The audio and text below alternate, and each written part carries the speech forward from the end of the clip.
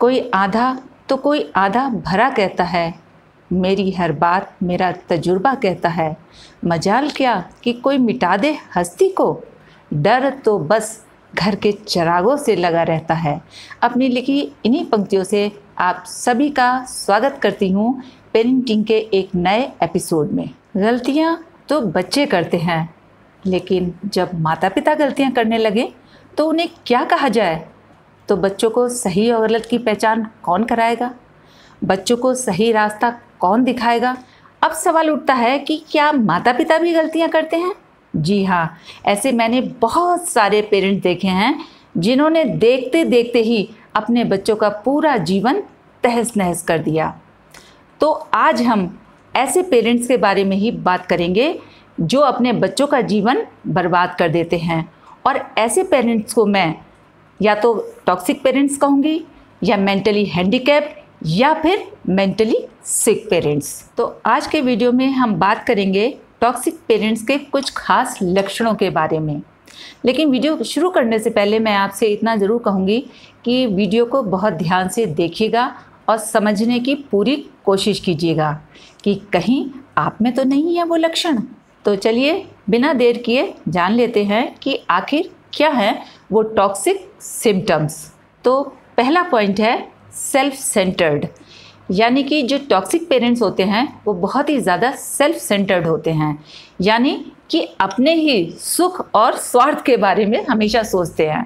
एक छोटे से एग्जाम्पल से समझ लेते हैं। बहुत सारे पेरेंट्स ऐसे होते हैं कि जिन्हें टीवी देखने का बहुत शौक़ होता है। 1 घंटा, 2 घंटा, 4 घंटा लगातार टीवी देखे ही जा रहे हैं, और साथ में उनका बच्चा भी बैठा है, वो भी टीवी देख रहा है। तो ऐसे पेरेंट्स को ये समझ नहीं आता, वो इस बात को रियलाइज़ नहीं करते कि हम घंटों से टीवी देख रहे हैं, इसका हमारे बच्चे पर क्या असर पड़ेगा, या ये वक्त हमारे बच्चे के स्टडी का है या उसकी किसी एक्टिविटी का है। उनको अपने आसपास किसी बात से कोई मतलब नहीं होता, ना घर के माहौल से कोई मतलब है और ना ही अपने बच्चे से। और शॉर्ट में कहें तो जो पेरेंट्स अपने ही सुख के बारे में सोचते हैं, अपने को आगे रखते हैं और अपने बच्चों को पीछे रखते हैं, वो भी टॉक्सिक पेरेंट्स की ही कैटेगरी में आते हैं।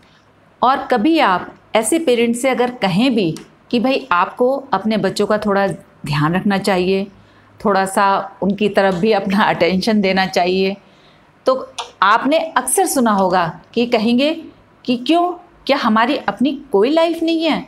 क्या हम सारा दिन इन बच्चों में ही उलझे रहें? क्या हम अपना जीवन ना जिएं? तो अब आप बताइए, क्या पेरेंट्स के मुंह से ये सब बातें अच्छी लगती हैं? क्या आप अपनी लाइफ को अपने बच्चों की लाइफ से अलग मानते हैं? अगर अलग मानते हैं तो फिर आपको क्या कहना और क्या समझाना। नेक्स्ट पॉइंट है कि जो टॉक्सिक पेरेंट्स होते हैं वो डोमिनेटिंग इंडिविजुअल्स होते हैं, कंट्रोलिंग इंडिविजुअल्स होते हैं, यानी कि वो अपने आसपास के लोगों को अपने कंट्रोल में रखना चाहते हैं।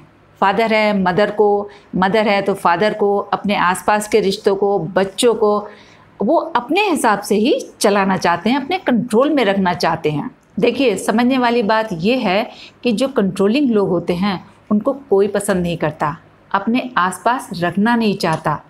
अगर ये रिश्ते माँ बाप के रूप में हों तो आपके बच्चे भी आपको पसंद नहीं करेंगे, और जब आपके बच्चे आपको पसंद नहीं करेंगे, ऐसे में क्या सिखाएंगे आप और क्या आपके बच्चे सीखेंगे। नेक्स्ट पॉइंट है सरकास्टिक पेरेंट्स, यानी कि ताने देने वाले माता पिता। बहुत सारे पेरेंट्स ऐसे देखे हैं जो अपने बच्चों से बिना ताना दिए बात ही नहीं करते हैं। अगर बच्चे ने कुछ मांगा उनसे तो कहेंगे, बड़े सुंदर हो ना कि तुम्हें हम इतनी महंगी चीज़ ला के दे देंगे, सुंदर होते तो ला के दे देते। और पढ़ाई कैसी चल रही है? ना पढ़ने में, ना लिखने में, ना देखने में। तो इस तरह की जो बातें होती हैं वो आपके बच्चों को अंदर तक हिला कर रख देती हैं, और यही बातें बच्चों को माता पिता से अलग कर देती हैं और उन्हें कहीं दूर किसी गलत रास्ते पर चलने पर मजबूर कर देती हैं। आप में से बहुत सारे माँ बाप ये सोच रहे होंगे कि अगर हम बच्चों से इस तरह की भाषा में बात कर लेते हैं तो क्या हो गया, ये तो एक आम भाषा है, अपने बच्चों से हम बात करते हैं। ज़रा सा गौर कीजिए अपने ऊपर, कि अगर आपसे कोई इस तरह की भाषा का इस्तेमाल करके बात करे तो आपको कैसा लगेगा? आपको बिल्कुल अच्छा नहीं लगेगा। तो सोचिए कि आपके बच्चों को क्या अच्छा लगता होगा? वो भी अपने माता पिता के मुंह से ये सब बातें सुनने पर बिल्कुल अच्छा नहीं लगता। बच्चे अंदर तक टूट जाते हैं और फिर कभी उबर नहीं पाते। तो इसलिए मैं आपसे यही कहूँगी कि इस तरह की भाषा का प्रयोग भूल कर भी अपने बच्चों के साथ मत कीजिए। नेक्स्ट पॉइंट है एब्यूसिव पेरेंट्स। एब्यूसिव पेरेंट्स भी 3 तरह के होते हैं।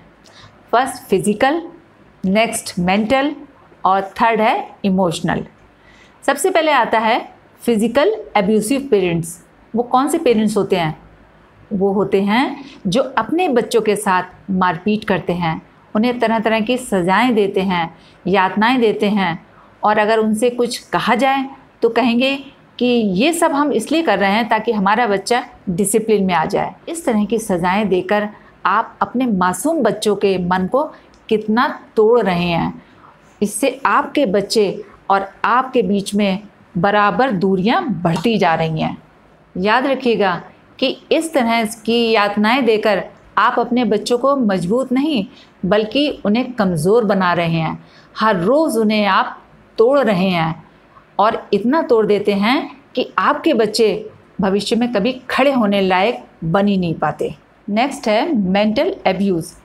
बहुत सारे पेरेंट्स ऐसे होते हैं जो अपने ही 2 बच्चों में बहुत ज़्यादा कंपैरिजन करते हैं, या किसी एक को अच्छा समझते हैं और दूसरे को बिल्कुल अच्छा नहीं समझते।